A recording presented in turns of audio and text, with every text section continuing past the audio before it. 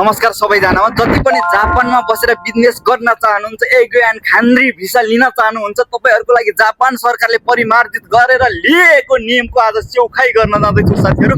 एक नम्बरमा रहेको छ पुँजी। तपाईसित पुँजी कति छ? पहिला 5 मिलियन भयो हुन्थ्यो भने अहिले 30 मिलियन, यानी कि पहिला 50 लाख हुन्थ्यो भने अहिले तपाईसित 3 करोड चाहिन्छ। यदि तपाईहरुसित 3 करोड छैन भने बदाम र सुन्तला किन्ने चाहिँ पैसा होला। मिठो घाम लागिरहेछ हेर्नुस् त, यसमा मजाले छोडाउँदै बस्नुस्। एनीवेज गाइस, नम्बर 2 मा रहेको छ तपाईहरु पहिला चाहिँ पढाइ र अनुभव आवश्यक थिएन, तर अहिले चाहिँ कम्तीमा 3 वर्ष चाहिँ यही गाउँमा काम गरेको हुनु पर्यो, तपाईले बिजनेस गरेको हुनु पर्यो या खान्डीमा चाहिँ काम गरेको हुनु पर्यो र तपाईलाई अहिले कम्तीमा नि बिजनेस एन्ड म्यानेजमेन्टमा चाहिँ तपाईले ब्याचलर अथवा त्यो भन्दा माथि डिग्री चाहिँ अनिवार्य गरेको हुनु पर्यो है त। नम्बर 3 मा रहेको छ अहिले चाहिँ कर्मचारी अनिवार्य छ र पहिला चाहिँ 50 लाखको सट्टा 2 जना कर्मचारी राख्दा पनि हुन्थ्यो भने अहिले चाहिँ 1 जना कर्मचारी जसरी नै राख्नुपर्छ।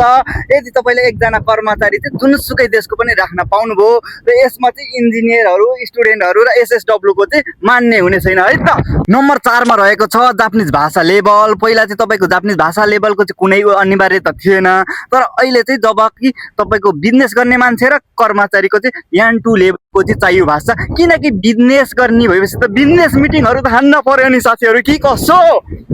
नम्बर 5 मा रहेको छ बिजनेस प्लानको विशेषज्ञ जाँच। पहिला चाहिँ एक्सपोर्ट कन्फर्मेसन चाहिँ चाहिँदैन त भने अहिले चाहिँ अनिवार्य गरेको छ। यसको विस्तृत रूपमा तपाईलाई जान्न मन छ भने हामी अर्को भिडियो लिएर आउने छौं र तपाईहरु जापानमा बसेर कसरी बिजनेस गर्ने, के कसरी गर्ने कन्सल्ट चाहनुहुन्छ भने हामीलाई सम्झनुहोस्। खाबुसी खाइसे सनराइज जापानले चाहिँ जापानमा के कसरी बिजनेसहरु गर्ने भनेर आइडिया देखि लिएर नयाँ बिजनेस गर्न चाहनेहरुलाई कन्सल्ट गर्दै आएको छ र यदि तपाईहरु पनि बिजनेस गर्दै हुनुहुन्छ, बिजनेस गर्न चाहनुहुन्छ भने हामीलाई सम्झनुहोस्। दशकौंदेखि हामी चाहिँ जापानमा रहेर सर्भिस दिइराखेका छौं र तपाईहरुले स्क्रिनमा दिएको नम्बरहरुमा चाहिँ तपाईहरुले कन्ट्याक्ट गर्न सक्नुहुन्छ। हामीलाई फेसबुकहरुमा जुनसुकै सोशल प्लेटफर्महरुमा चाहिँ जब प्लेसमेन्ट भनेर पनि भेटाउनु हुनेछ र खाबुसी खाइसे सनराइज जापान भनेर पनि भेटाउनु हुन्छ।